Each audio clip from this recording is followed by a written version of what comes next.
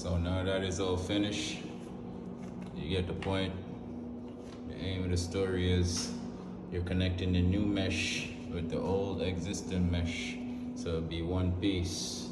So that way you avoid cracks and stuff like that. So that's what a lath is, and I'm gonna make some mix right now, mortar mix, and cover this up. Hopefully dry in a couple of hours. I could put a base coat of plaster on, and that's where we're gonna go. That's pretty much the aim is have this wire stiff so it could hold the mortar mix. And before y'all start roasting me in the comment section, I just realized I put the mesh on wrong. The mesh is actually long way. It's supposed to be across and upside down. If you see, this side holds the you have one side that holds the mortar as you put it on, so it won't fall off. But if you know what you're doing, it wouldn't matter.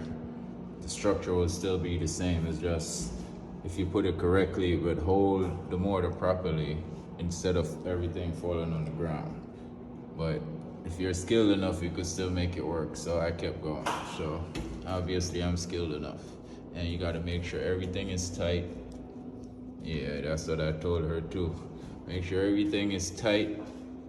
And yeah, that's it. So now I'm gonna make some mix and mud this up.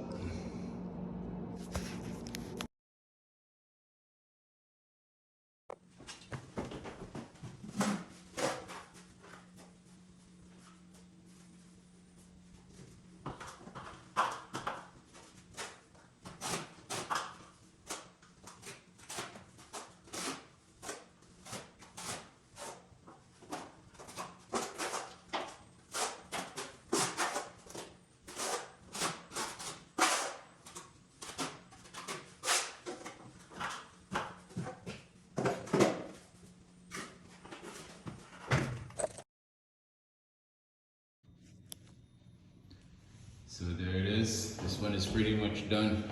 I'm gonna leave this to dry, get hardened, and I'm gonna go. Well, I already started. Finish that one, and I'm starting this one in the ceiling. Obviously, you know the ceiling is much harder because of gravity. But if you know what you're doing, everything will be alright. Just have confidence in what you're doing. You'll be good, man. So I'm gonna get this done before the concrete mix start drying up. And yeah.